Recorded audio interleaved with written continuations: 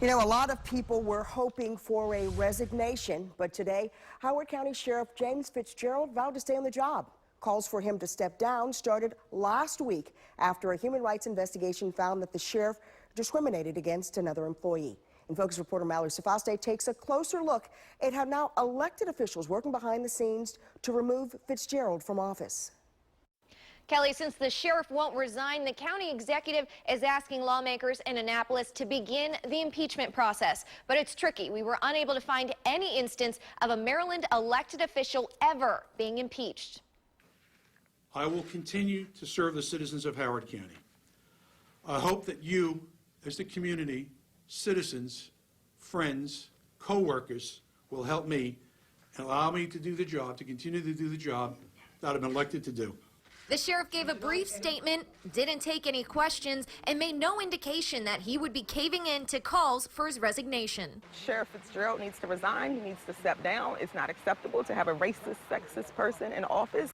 Protesters outside the event upset with his decision to not step down. Officials also expressed their disappointment. In a statement, Howard County Council Chairman Calvin Ball said, quote, "Despite your refusal to resign, this letter is to inform you that I can no longer recognize you as the sheriff of Howard County. Should you continue to fail to resign, I will ask the county executive and the governor to explore alternative means of fulfilling the functions of your office." The backlash comes from a report issued by the Office of Human Rights that found that Sheriff Fitzgerald discriminated against Lieutenant Charles Gable. The complaint was filed by a former deputy who I have known for 30-plus years. 30-plus years. The deputy alleged that Fitzgerald created a hostile work environment after he failed to support Fitzgerald's run for office in 2010. He called Fitzgerald the poster child for bigotry, bullying, and temper tantrums. Fitzgerald denied making negative comments against African Americans and said he's committed to diversifying the sheriff's office. Currently, our office has 69 filled positions. Of that number, 19 positions are filled by African Americans.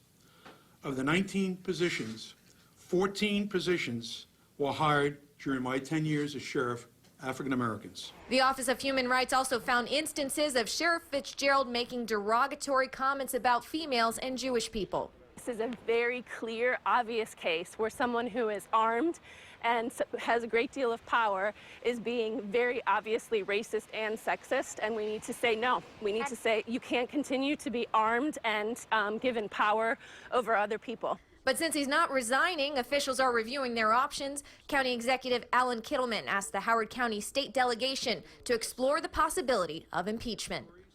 The chairs of the delegation are working with the Attorney General's office to review all of their options and to better understand the impeachment process. Their initial understanding is that the delegation would make the request to the House. If the House votes in favor, then it'd go to the Senate. There would need to be a trial and then a 2/3 majority vote to formally impeach the sheriff. Kelly?